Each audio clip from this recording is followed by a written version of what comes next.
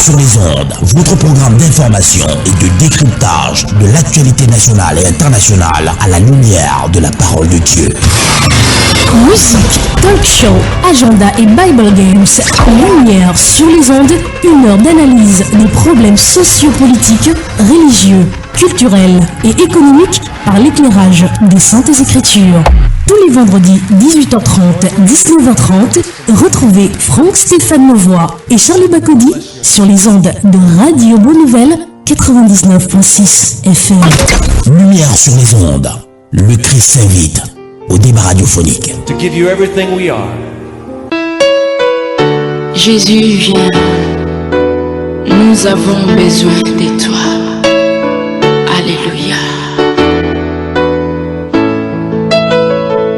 Jésus vient, Jésus vient. Nous t'accueillons, Jésus vient au milieu de nous. Nous t'accueillons, Jésus vient au milieu de nous. Saint-Esprit vient, oui, viens. Nous t'accueillons, Saint-Esprit au milieu de nous. Nous t'accueillons.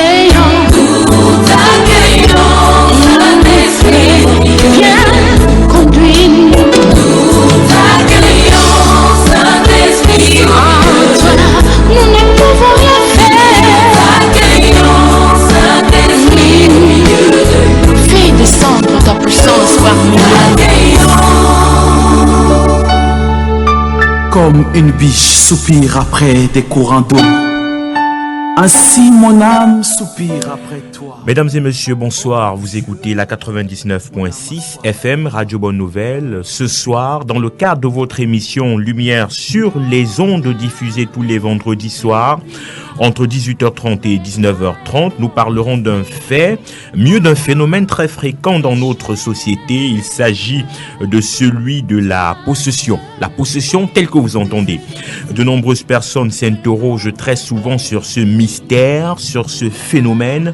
Comment peut-on être possédé par un semblable? Comment des esprits méchants arrivent-ils à parler ou alors à s'exprimer en différents saints? C'est toute la grande question qu'on se pose très souvent. Et ce soir également, nous nous posons ces différentes questions. On parle de possession ce soir, mesdames et messieurs. Comment des esprits arrivent-ils à s'exprimer dans le corps de diverses personnes?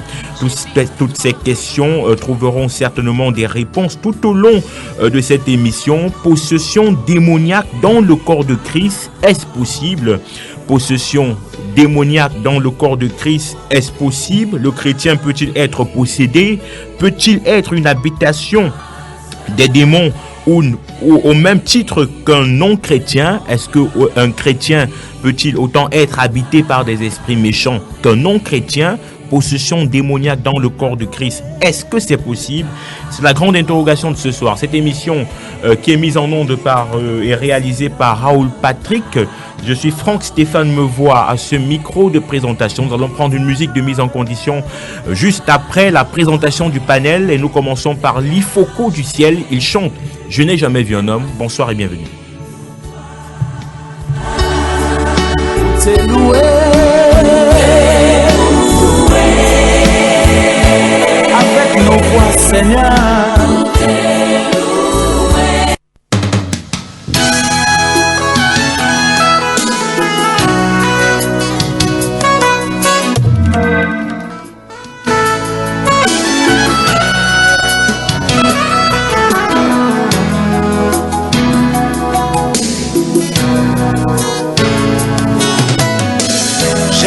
Jamais vu un homme qui passe près de la croix et reste le même. Quelque chose doit se passer dans son cœur.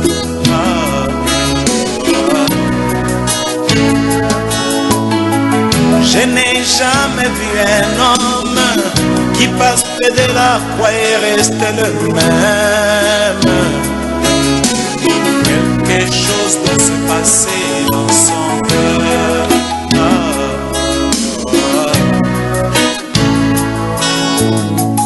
Les hommes amassent de l'argent et ils s'en vont à Jérusalem, là où mon sauveur fut crucifié. Ils s'en vont comme de grands touristes, mais ils rentrent toujours de pécheurs.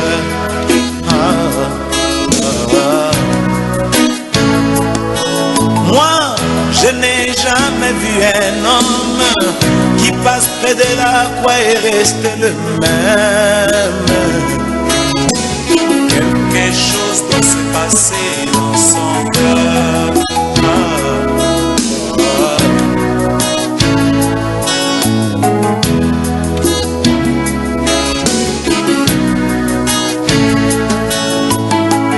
Les autres s'en vont dans des églises et ils s'agenouillent devant un morceau de bois.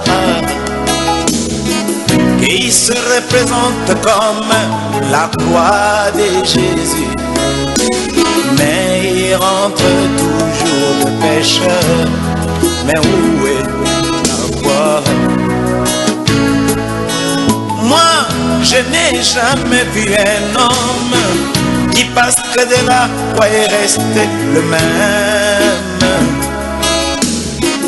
Quelque chose doit se passer dans son cœur.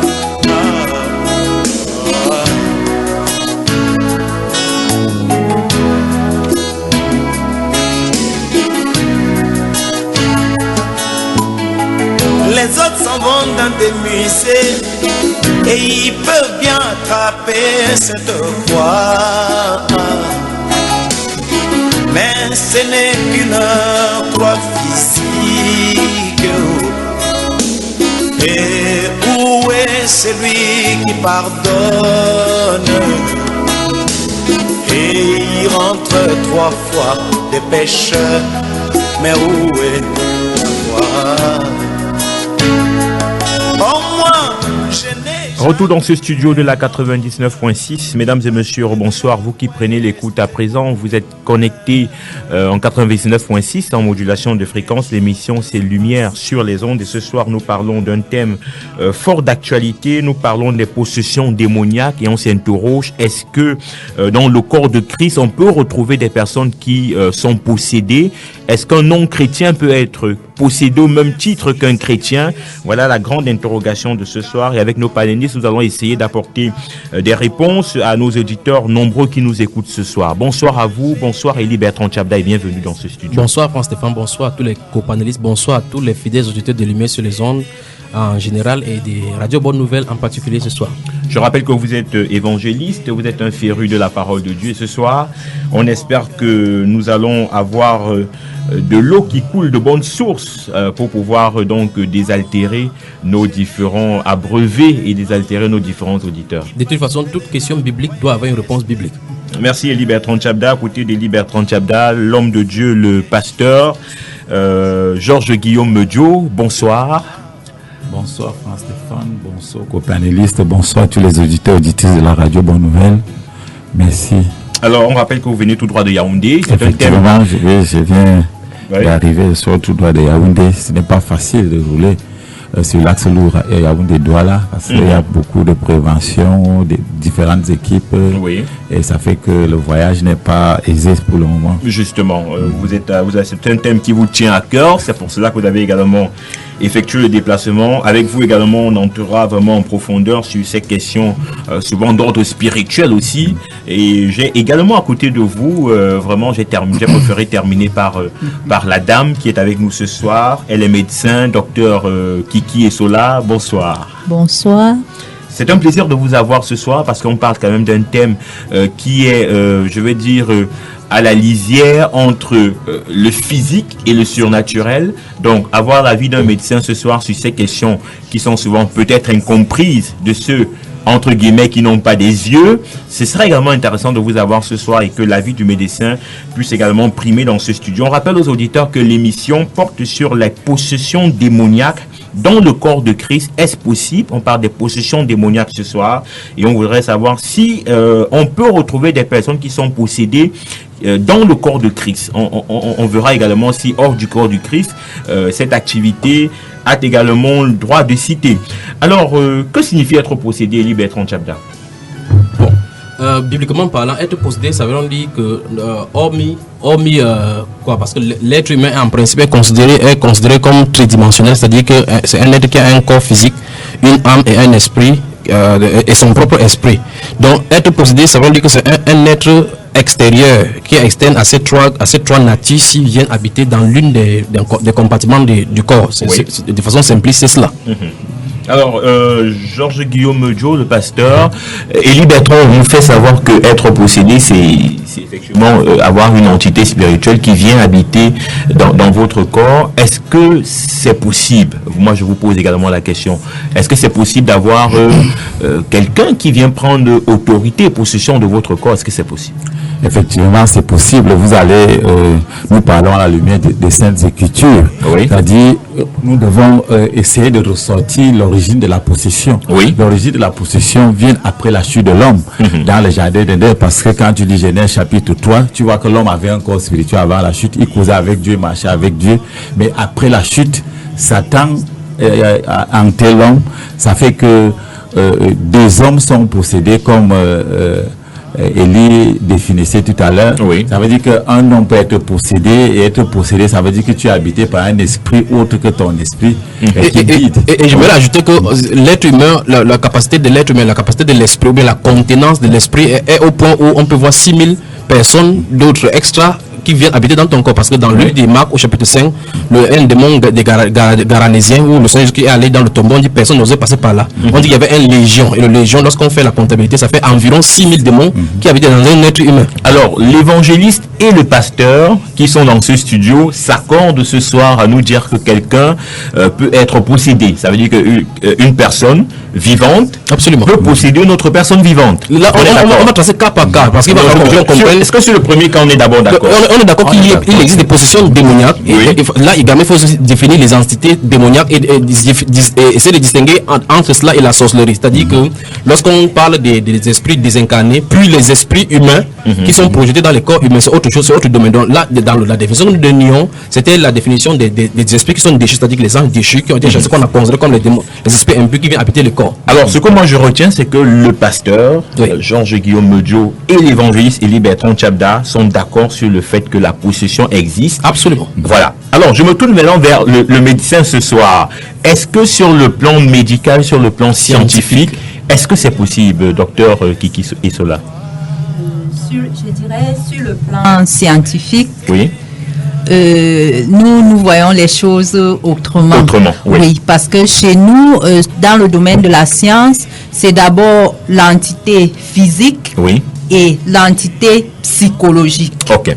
Donc, du coup, s'il y a un déséquilibre entre ces trois parties, parce que chez nous, le spirituel, c'est un peu, ça se retrouve dans le mental, en fait. Oui. Donc, en science, vraiment en médecine, possession, non, mais on sait qu'il peut avoir un déséquilibre mental qui peut avoir un reflet sur le physique. Bien entendu. Et là, ils appellent ça souvent trouble comportement. Voilà. Double personnalité. Tout à fait. Et on le voit souvent même dans certaines séries, des profilers, des personnes qui sont des effectivement. Donc, on va entrer en profondeur en tout cas.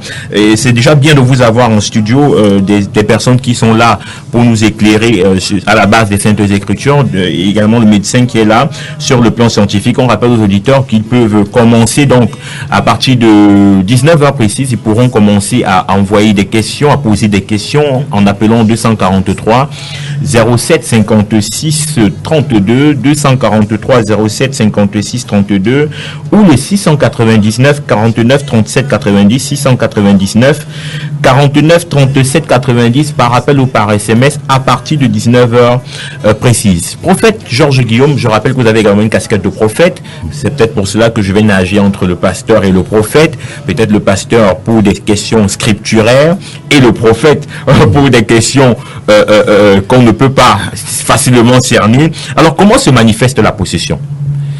Déjà, je l'ai dit d'entrée de jeu, on ne peut pas, c'est-à-dire la manifestation de la possession. Ça veut dire il y a deux entités qui gèrent le monde. C'est-à-dire la puissance céleste qui est déployée par l'Éternel des armées au nom de Jésus et la puissance infernale qui est déployée par les diables et les démons. Et ça fait que la possession selon ceux et celles qui sont habités peuvent se manifester. Une personne peut commencer à délire. Il peut avoir poser des actes indignes et il faut avoir un homme, c'est-à-dire de Dieu, c'est-à-dire spirituel, qui peut discerner, parce que si on ne discerne pas que cette personne est possédée, parfois on peut se tromper. Parce qu'il faut connaître, c'est-à-dire pour les hommes spirituels, parce que ceux et celles qui sont même possédés selon ce qui est écrit, parce que la spiritualité est une folie pour le monde. Ça veut dire que pour identifier et comprendre même cette affaire des choses, il faut des gens qui s'y connaissent dans le domaine spirituel pour expliquer un certain nombre de choses et rendre des témoignages par rapport aux Saintes Écritures. Parce que pour identifier une personne qui est possédée, tu dois avoir reçu l'esprit de Christ. Parce que vous allez constater que dans des évangiles, comme Élie soulignait tout à l'heure, d'ailleurs tous les évangiles s'accordent là-dessus, ça fait que Christ entrait à l'opposition avec les démons. Ça veut dire qu'un homme qui est né de nouveau, qui a l'esprit de Dieu, c'est-à-dire dans ses voyages, dans ses rencontres, s'il rencontre quelqu'un qui est animé par un esprit démoniaque, il y a opposition tout de suite. Donc à partir de là, le spirituel peut identifier ceux et celles qui ne sont pas de Dieu à travers des esprits sataniques. Alors, docteur Kiki et Sola, quand on écoute le pasteur Guillaume qui est en train d'argumenter sur le comment se manifeste la possession, moi j'ai envie de vous poser une question, et peut-être cette question va vous conforter, vous en tant que médecin. Je vais prendre l'exemple d'un jeune homme qui a grandi avec des filles. C'est-à-dire que dès son bas âge, il est avec des filles, il voit comment elles mettent des rouges à lèvres, il voit comment elles mettent des mini-jupes, il voit comment elles se comportent. Après, arrivé à un certain âge, il commence à se comporter, fort de ce qu'il a gardé dans son subconscient. Les habitudes des filles, commencent à se comporter comme une fille. Il fait tout comme une fille, et ce jeune homme va aller dans une église, et on va lui dire non, tu es possédé, tu es habité par un esprit, et ainsi de suite, des femmes, et ainsi de suite. Est-ce que, à ce niveau, il n'y a pas contradiction, parce que sur le plan scientifique, on voit bien que cette personne a été influencée, fort du comportement environnemental et de la société. Mais d'un autre côté, vous allez voir des hommes qui vont vous dire que non, ce garçon, il est possédé, c'est parce que il a des couches de nuit, c'est parce qu'il a ci, il a ça. Est-ce qu'on peut avoir votre point de vue là-dessus? Mon point de vue là-dessus, en fait, dans l'évolution psychologique d'un enfant, il y a un moment où il doit se différencier. Et en fait, il faut qu'il s'identifie à quelqu'un. Oui. Voilà. Donc, généralement, on appelle ça en psychologie le complexe d'Oedipe. Donc, dans le complexe d'Oedipe, il faut que l'enfant arrive à faire la différence. C'est-à-dire, je m'identifie, je suis un homme, psychologiquement et physiquement, ou je m'identifie, je suis une femme psychologiquement et physiquement. Et c'est donc là où il y a souvent des problèmes, parce que c'est parfois, chez nous en Afrique, on a un peu moins, parce que même si on n'a pas un père biologique, il y a toujours quelqu'un qui représente en fait ce mal-là, le mal dans la famille, pour que le garçon puisse s'identifier et pour que la petite fille puisse s'identifier à une femme, et également avoir un homme dans la famille qui représente en fait le père. Parce que quand il y a une défaillance entre ces deux côtés, on va toujours se retrouver où on est déséquilibré psychologiquement. Ça veut dire, par exemple, dans les familles monoparentales où c'est seulement la femme, on va se retrouver peut-être avec, par exemple, des filles ou bien des femmes qui seront trop rigides, qui ne pourront pas avoir une certaine flexibilité parce qu'il y a un manque. Parce que ce manque-là n'a pas pu être comblé à un certain moment. Et parlant des manifestations, ce déséquilibre-là nous conduit directement dans le couloir des maladies mentales. Donc, et là, quand on entre dans le couloir des maladies mentales, ça peut se manifester de plusieurs manières. De plusieurs manières, effectivement. Ça peut être des maladies hypocondriaques, ça veut dire je commence à imaginer quelque chose. Je commence à imaginer, par exemple, que comme j'ai mal à la poitrine, ça peut être un cancer. Et peut-être au bout de 10 ans, de 20 ans, effectivement, je me retrouve avec un cancer parce que j'ai nourri cette idée-là. Comme pour dire, le physique, le mental et l'esprit, tout ça forme un bloc. Et c'est en équilibre qu'on a la santé. La santé. Oui. Ok. Alors, Élie Bertrand, vous accordez du crédit à ce que dit le docteur, le médecin que nous avons dans ce studio ce soir? Vous savez, chaque fois que je suis dans votre studio, le sourire est toujours renouvelé lorsqu'on a un scientifique sur le plateau. Oui. L'une des émissions que nous avons faites ici avec le thème de l'astrologie, avec le professeur Emmanuel Lipote, vous voyez effectivement que le domaine spirituel. C'est pour cela que dans la science se limite à un seul niveau pour passer à la métaphysique, à la métascience. Et à ce niveau-là, la science a des explications terre à terre pour résoudre le problème quotidien de l'être humain. Comme elle vient de l'expliquer. J'ai très bien compris. Oui, absolument. J'ai envie de dire que c'était limpide comme vraiment de l'eau de roche. Alors maintenant, notre scientifique qui est dans le studio maintenant, si à supposer qu'on prenne ce fou de Marc chapitre 5, on amène dans sa clinique, dans sa clinique pour pouvoir essayer de faire le diagnostic de ce qui lui arrive. Elle aura deux solutions pour ce monsieur. L'enchaîner et constamment l'injecter. Vous voyez? Il va dire trouble de personnalité. Mais il y en a 6000 êtres qui habitent son corps. Il faut l'expulser de là. Voilà pourquoi Christ Jésus est venu pour délivrer les captifs. Donc les gens sont en captivité, il faut les délivrer. Or, malheureusement, la science ne peut pas résoudre le problème de l'âme. Mais est-ce que c'est dire, parce que moi j'ai un peu compris la logique du docteur Kiki Esola, est-ce que c'est dire que tous ces cas sont des cas de possession? Est-ce qu'il n'y a pas des cas de troubles de personnalité sur le plan physique? Ça veut dire que quelqu'un est désordonné entre son âme, entre son esprit, entre son corps. Est-ce qu'on ne peut pas trouver des cas cliniques, des cas cliniques, je veux dire? Nous procédons à avancer sur ce terrain. Oui. Il y a le cas de possession démoniaque, c'est-à-dire que l'être habite le corps. Oui. Il y a le cas de l'influence démoniaque, c'est-à-dire que l'être est à l'extérieur et influence.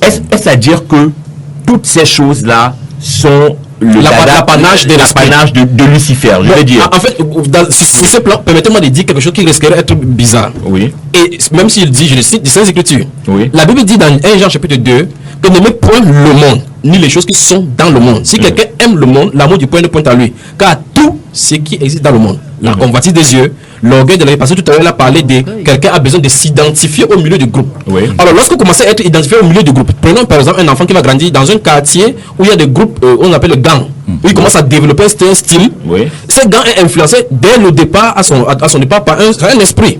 Quand il commence à s'identifier, donc il est sous l'influence de cet esprit. Si vous prenez comme ça, nous commençons à couper l'avocat comme ça et en distribuant quartier par quartier, domaine par domaine, vous allez voir effectivement que vous allez voir tôt ou tard, de façon directe ou indirecte, la même mise de l'ennemi. Ouais. C'est-à-dire qu'on ne doit pas nous dédouaner dans ces choses-là. Parce que nul était sa chute et sa rébellion, nous n'en serons pas là. Mais ce qui veut dire, c'est qu'il y a le cas de possession démoniaque, c'est-à-dire que le cas où nous sommes traités là, que les êtres habitent dans le corps. Il y a le cas de l'influence, les possessions, il y en a plein dans la Bible. C'est-à-dire que le cas où l'influence se trouve à l'intérieur, où l'esprit peut influencer à faire quelque chose.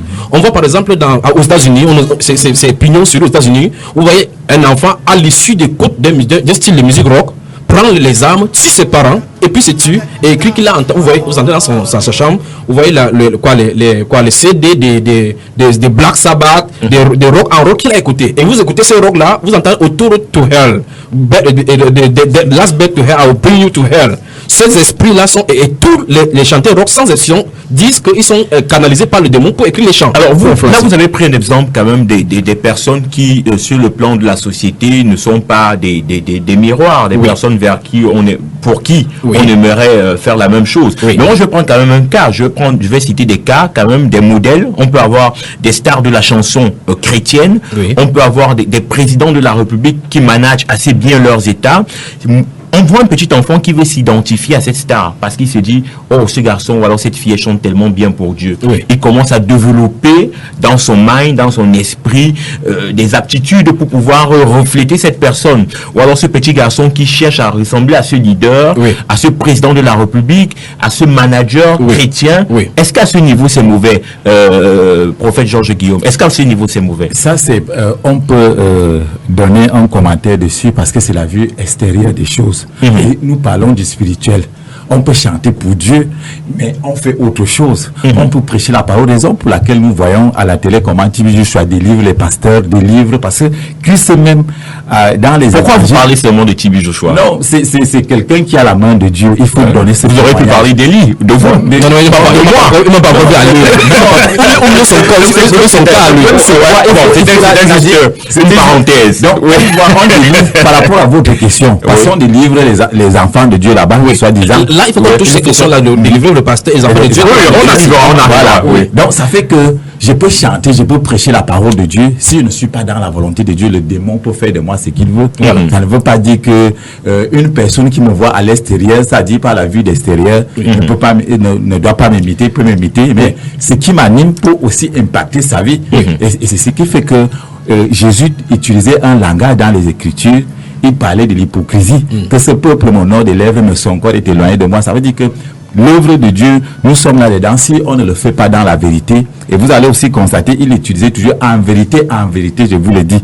Donc ça veut dire que l'œuvre de Dieu qui est conçue dans la vérité, à travers l'Esprit de Dieu, un enfant de Dieu ne peut pas être possédé.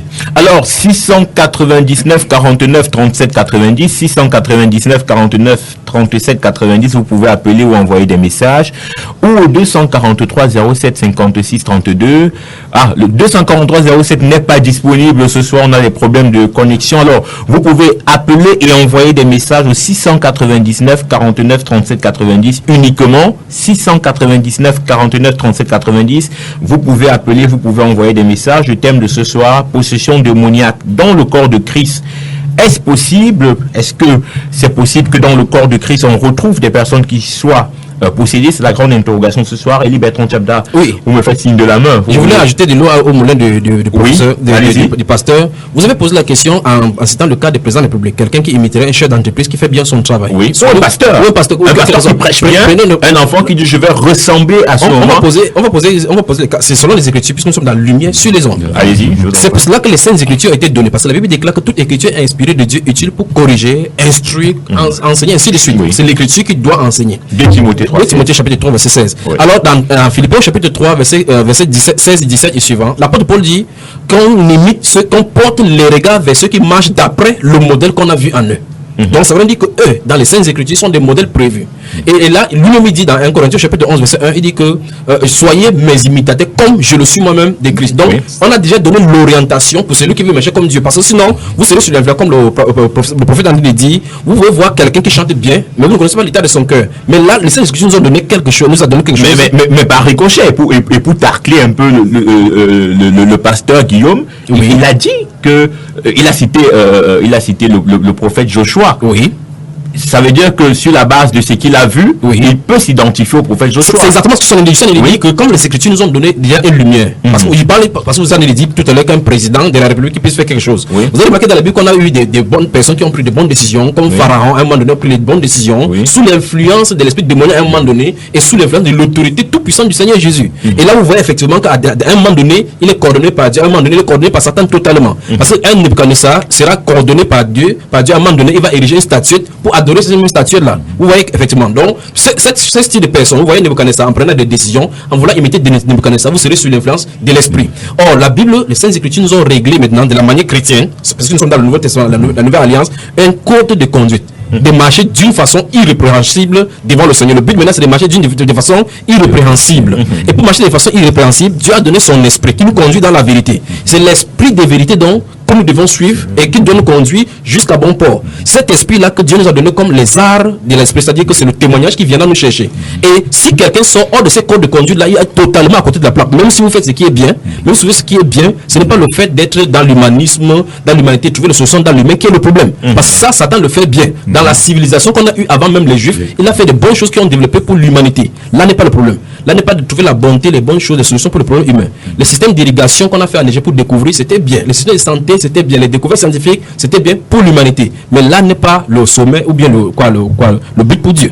Vous écoutez Lumière sur les ondes, mesdames et messieurs. Vous pouvez participer à l'émission au 699 49 37 90, 699 49 37 90 par appel ou par SMS. Le thème de ce soir, possession démoniaque dans le corps de Christ. Est-ce possible? Docteur Kiki Soula, vous allez bien? Oui, ça se passe très bien l'émission. Alors, je vais vous poser une question qui est celle de savoir comment, sur le plan scientifique, on peut expliquer ce phénomène où une personne parle dans le corps d'une autre personne. C'est-à-dire, moi je m'appelle Franck, Stéphane me voit, mais j'arrive à un moment de délire où on entend une autre personne que je suis son grand-père.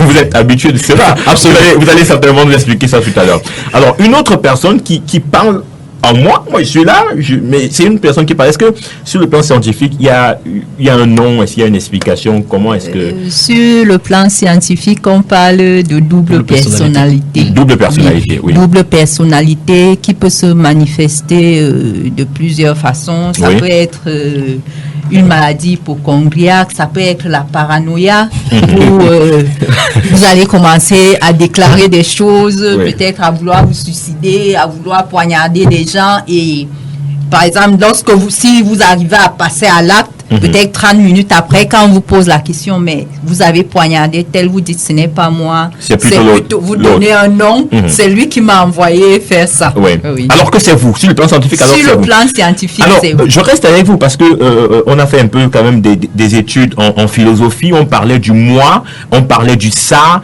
on parlait du subconscient. Est-ce que ce n'est pas à ce niveau que ça se joue, vraiment d'ordre scientifique? Oui, sur le plan scientifique, tout ça se joue parce que ce genre de patients, pour les prendre en charge, on va rechercher dans l'histoire familiale. On va rechercher comment s'est déroulée la conception, comment la maman a vécu la grossesse, est-ce qu'il y a eu une frustration, est-ce qu'il y a eu tel problème. Donc on va vraiment chercher la cause. Peut-être est-ce que la maman a eu un choc qui a pu affecter le fœtus qui était dans le ventre et tout. Et puis, on va donc essayer de dérouler ces différents paramètres pour alors, vous qui travaillez dans un célèbre hôpital de la place, est-ce que vous avez eu déjà ce genre de cas et est-ce que des personnes ont retrouvé la santé fort des efforts scientifiques qui ont été faits pour les soigner? Oui, les traitements existent, mais déjà, étant donné que c'est un problème psychologique, dont le suivi est vraiment difficile et ce sont souvent aussi des traitements lourds avec beaucoup d'effets indésirables, mais certains arrivent quand même à décrocher. Ok. Alors, pasteur Georges Guillaume Medjo, vous faites partie des personnes à qui Christ a délégué également le mandat quand il dit que vous imposerez les mains aux malades et les malades retrouveront la guérison. Est-ce que dans votre assemblée, vous avez eu ce genre de personnes dont les esprits parlent en elles? Je parle des personnes. Comment est-ce que vous avez fait pour traiter ce genre de cas? Parce que là, on a eu l'avis du médecin qui nous a déroulé un peu comment ça se passe. À votre niveau, comment est-ce que ça se passe? Est-ce que vous avez déjà eu ce genre de cas et comment ça se passe? Oui, merci pour cette préoccupation. Mais je dis, j'ai déjà eu plusieurs cas. Ça fait 13 ans que je suis dans le ministère de notre Seigneur Jésus-Christ. Et nous parlons dans la lumière des Saintes Écritures. Vous allez constater que l'évangile de Luc au chapitre 8, verset 22, 25, Marc 4, verset 35, 41, Matthieu 8. Vous lisez ces évangiles, vous allez constater que Jésus entrait, c'est-à-dire à l'opposition avec un démon, c'est-à-dire les esprits parlaient. C'est-à-dire parler le frère a cité tout à l'heure dans les personnes, c'est-à-dire, et quand Jésus lui pose la question, Jésus lui demanda quel est ton nom, et l'esprit répond Légion. Ça veut dire qu'il y a des gens, des entités spirituelles qui habitent des corps humains, c'est-à-dire qui animent même ces corps. Vous allez constater que une personne qui est habitée peut avoir des cauchemars, peut vivre des couches de nuit selon leur témoignage avant la délivrance. Et vous allez constater que la vie de ces personnes ne fonctionne pas dans de bonnes conditions parce que c'est l'esprit démoniaque qui dirige la personne, qui entre l'âme et le physique de la personne. C'est-à-dire amène la personne à délirer, à poser des actes qui indignent le Seigneur. Donc ceux et celles qui sont animés par l'Esprit de Dieu, des serviteurs ou des servantes qui sont animés avec l'Esprit de Dieu, c'est-à-dire il peut avoir manifestation tout de suite. Ça veut dire en face, quand tu te retrouves en face d'une personne possédée, c'est-à-dire ta présence à travers le Saint-Esprit qui nous habite, parce que le Saint-Esprit habite le croyant, en face d'une personne possédée, il y a manifestation. Alors, est-ce que vous êtes en train de nous dire que ceux qui sont en train de nous écouter et qui auraient des cas de possession je sais pas trop, de maladie, est-ce que vous êtes en train de nous dire que ces personnes-là, vous pouvez faire quelque chose au nom de Jésus? Parce que c'est bien de parler aux antennes, mais est-ce que sur le plan physique, parce que là on est en train de parler, on dit, voilà, vous avez cité les Saintes Écritures, Jésus qui s'adresse à un démon, le démon répond, je suis légion, et Jésus, avec autorité, chasse le démon. Est-ce que c'est la même chose avec vous? Parce que là, vous parlez des personnes, vous écoutent.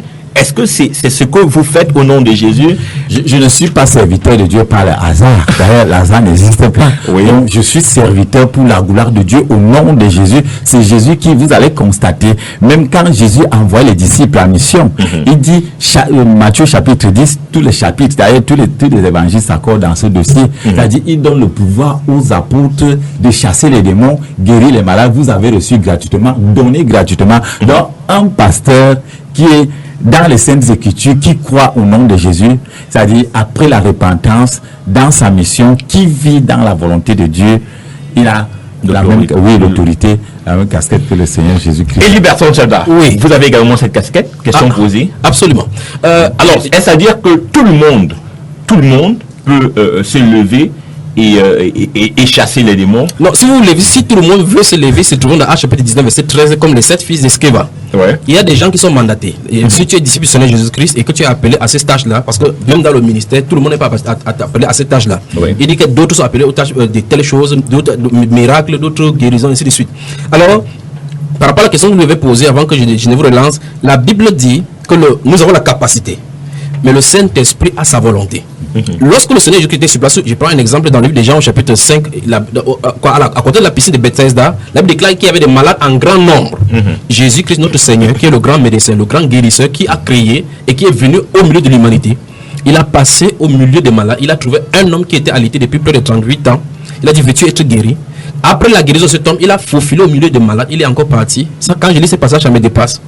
Et vous voyez effectivement que voilà les gens qui ont besoin de guérison. Mais Christ entre là-bas au milieu, il guérit une personne. Je t'en ai dit quelque chose parce que vous avez lancé la sonnette d'alarme pour mettre mon frère, le serviteur Guillaume Medjo, au défi en disant que, comme les gens le disent, c'est pas vous, hein, je crois que vous êtes mon porte-parole de ces gens-là, qui disent que okay, si vous avez la puissance, alors l'habitat Jamo, l'habitat Kenzi, guérissez tous les gens. Tout le monde, Ce n'est pas l'être humain qui décide pour faire ces choses-ci. C'est le Seigneur qui doit le faire, qui doit être l'initiateur et l'accomplisseur de ces choses-ci. Jésus lui-même, dans l'évangile, on dit, souvenez-vous qu'au temps d'Élie, il y avait plusieurs veuves en Israël, mais ce n'est qu'à la veuve de Sarepta, qui est une étrangère, qu'Élie a été envoyé. Il dit encore qu'au temps du prophète Élisée, il y avait plusieurs lépreux en Israël, mais ce n'est que le Syrien, Naaman, qui avait été guéri. Qu'est-ce que Christ veut nous dire? Il guérit quand il veut, il fait comme il veut. Donc malgré que Dieu ait donné l'autorité aux êtres humains, il contrôle cette autorité-là selon sa volonté. Sinon, on pourrait dire que rassembler tous les gens là-bas, je vous prouve que Christ existe. Mais maintenant, ici, je vais donc pousser un pion devant pour dire aux gens, en réalité, ce monde-ci se meurt. Ce monde-ci a besoin d'un sauveur. Le fait que les gens souffrent et cherchent de part et d'autre les différentes guérisons, ainsi de suite, montre clairement que nous avons besoin d'un sauveur. Que nous avons besoin du Messie, ou mieux, que nous l'avons rejeté. Nous avons commencé à chercher des voies. Dans l'une des voies, c'est l'humanisme ou bien le Dieu moi. C'est-à-dire que l'être humain est arrivé au niveau où, tant qu'on ne croit pas à la science, c'est-à-dire qu'il faut que ce soit prouvé scientifiquement, on ne voit pas. Et Christ lui dit, si vous croyez, vous verrez la gloire de Dieu. Alors, donc il faut arriver à Christ. 699 49 37 90, 699 49 37 90, par appel ou par SMS, vous pouvez nous contacter. Mesdames et messieurs, on reçoit déjà un certain nombre de messages que nous allons lire tout à l'heure. Mais avant d'y arriver, nous allons poursuivre cette émission en touchant vraiment de plein pied la grande interrogation de ce soir qui concerne les enfants de Dieu. Je commence par vous, Élie Bertrand Tchada, je reste avec vous. Est-ce qu'un enfant de Dieu né de nouveau, peut être habité par un esprit démoniaque? Bonne question. Et c'est là maintenant, je crois que c'est même deux mes émissions ne finiraient pas parce que là, il faut qu'on aille thème par thème. Allez-y rapidement. Je vais aller d'abord, je vais aller rapidement parce que le thème c'est possession démoniaque dans le corps de Christ. C'est terrible de dire seulement possession démoniaque dans le corps de Christ. Parce que lorsqu'on comprend déjà la définition de ce qu'on appelle corps de Christ, ça pose problème. Justement. Voilà, ça pose problème parce qu'il faut redéfinir bibliquement, c'est-à-dire revenir à l'autre par rapport à ce que la Bible appelle par corps de Christ. La Bible appelle par corps de Christ dans 1 Corinthiens chapitre, enfin il y en a plusieurs versets, mais c'est un seul passage. La Bible dit dans 1 Corinthiens chapitre 12 verset 13 que nous avons été en effet baptisés dans un baptisé, ça veut dire immergé, plongé, immergé dans un seul esprit pour former un seul corps. C'est ce corps donc qu'on appelle le corps de Christ.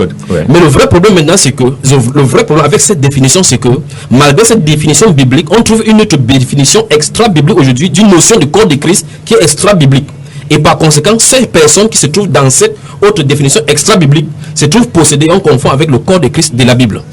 C'est-à-dire, je vais vous arrêter. Est-ce que vous êtes en train de nous dire que, en réalité, on ne peut pas appartenir au corps de Christ et être possédé? C'est clair. Ça veut dire que c'est la Bible. Je fais une déduction simple. Ça veut dire que si j'ai un pasteur, si j'ai un prophète, si j'ai un apôtre, qui est habité par quelques démons que ce soit, il n'est pas dans le corps de Christ. Non, on arrive. Permettez-moi de dire ça clairement, que ce soit clair. Oui.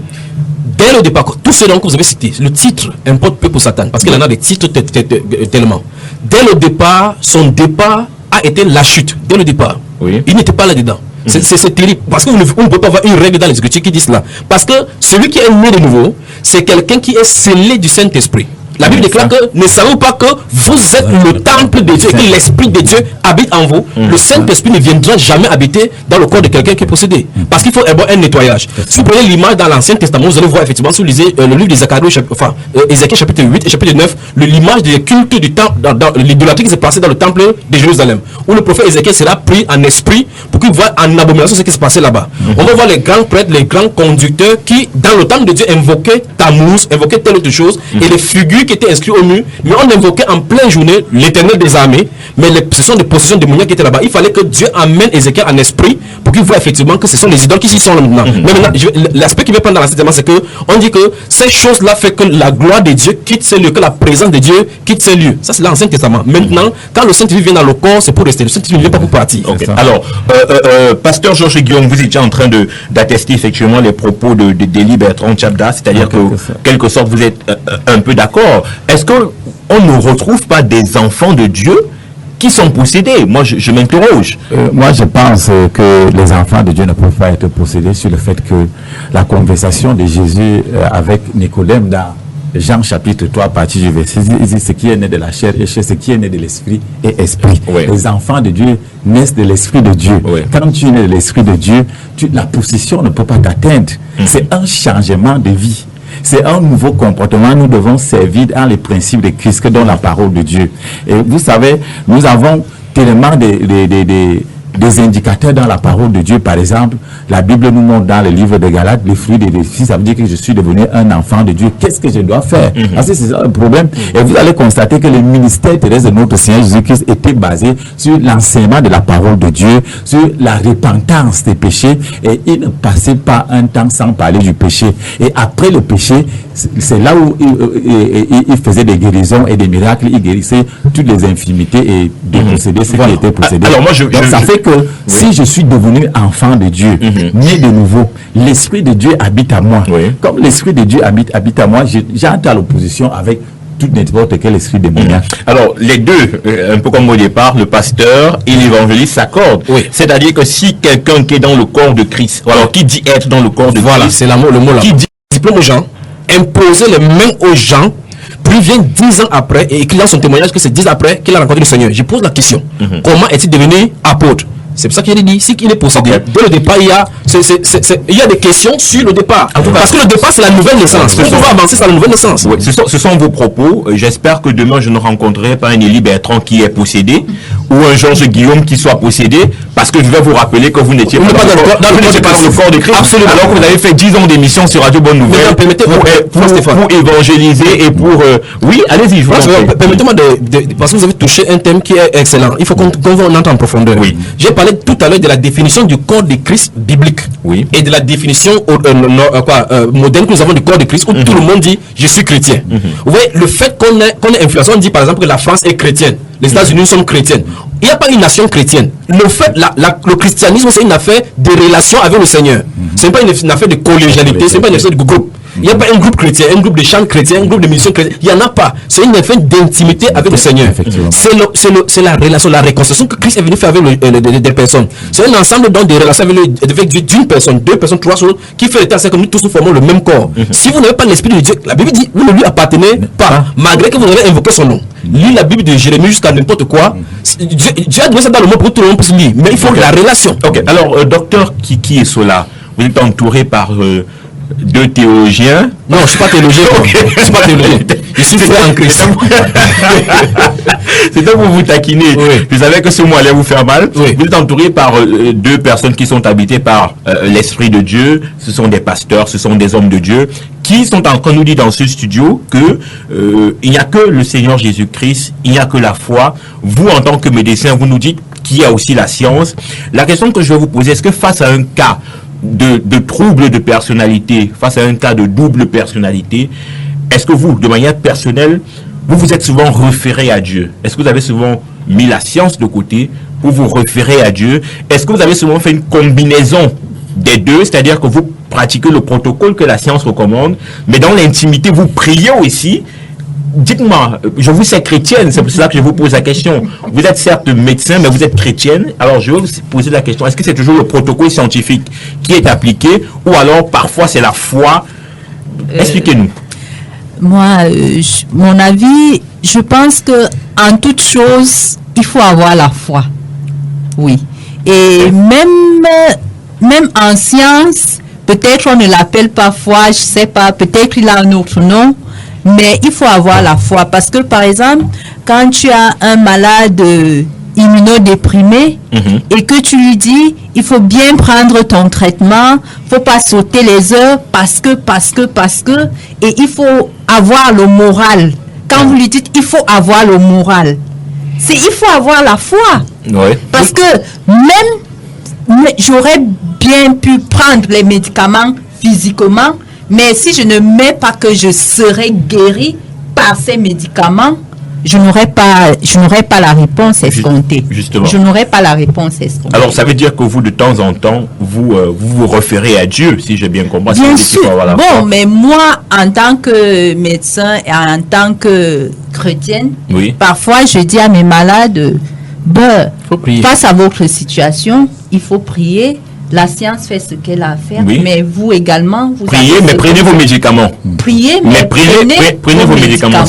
Médicaments contre la folie, par exemple. Alors, on peut même prendre un exemple dans la Bible. Quand tu livres de Luc, tu vois une femme qui avait une bourse dans l'église. Absolument. C'était un médecin qui était devant, on allait opérer la femme. C'était un problème spirituel, par exemple. Donc, il peut arriver. Pendant 18 ans. Pendant 18 ans, effectivement. Mais est-ce que vous allez recommander, pasteur Georges Guillaume, je vais dire à un cas, à une personne qui est habitée, une personne qui a une certaine maladie, de ne que prier et de ne pas aller à l'hôpital parce que la foi peut tout? Non. Le problème, c'est quoi? C'est la spiritualité qui fait avancer la science. La science a des limites, mais la spiritualité, le spirituel n'a pas de limites. Et vous allez constater qu'il y a certaines personnes qui ont des maladies qu'on n'arrive pas à diagnostiquer à l'hôpital, mais après avoir prié, on fait un bon diagnostic. Oui, effectivement. Oui. Ok. Alors, on va prendre quelques SMS pour les rendre publics.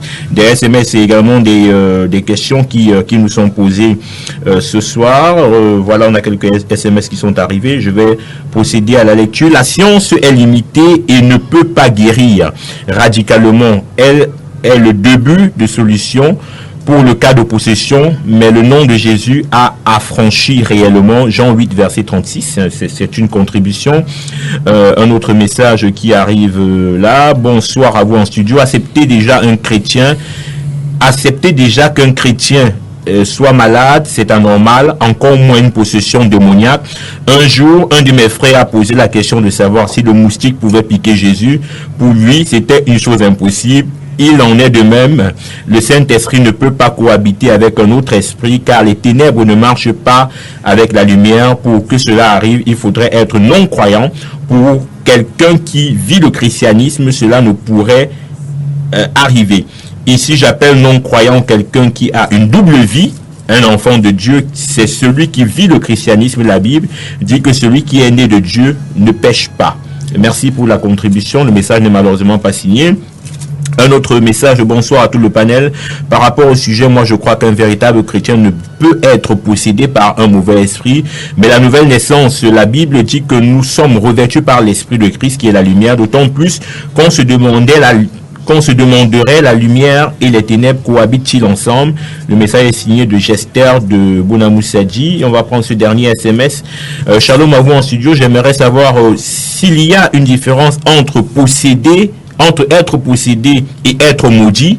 Est-ce que le fait de regarder les films des sorciers à des heures tardives affecte le chrétien dans le sens où les forces du mal se servent de ce film pour nous visiter la nuit. Le message est signé de Joyce, Manuela Joyce, qui ajoute également avec un autre message. J'ajoute, pardon, est-ce qu'un enfant de Dieu peut naître déjà possédé? Est-ce que les milieux que nous fréquentons nous possèdent également? Alors, c'est trois questions proposées. Oui. Première question, pasteur Georges Guillaume Joe, est-ce que les films que nous regardons, des films où on voit des représentations des esprits, des films où on prend le vampirisme, est-ce que ça peut avoir une incidence dans notre sommeil? Est-ce qu'on peut être possédé par ces films, ainsi de suite? Effectivement, c'est l'idolâtrie. On peut être possédé par ces films. Oui. Vous savez, la parole de Dieu condamne la foi hors de les Saintes Écritures. Oui. Vous allez donc constater que Jésus déclare qu'il est le seul chemin qui mène dans la vérité, c'est-à-dire il n'est pas un chemin parmi d'autres. Ça veut dire que ceux et celles qui sont encore attachés, comme on disait tantôt, ne sont pas des véritables enfants de Dieu. Déjà, elle est enfant de Dieu. Elle voit ça à minuit.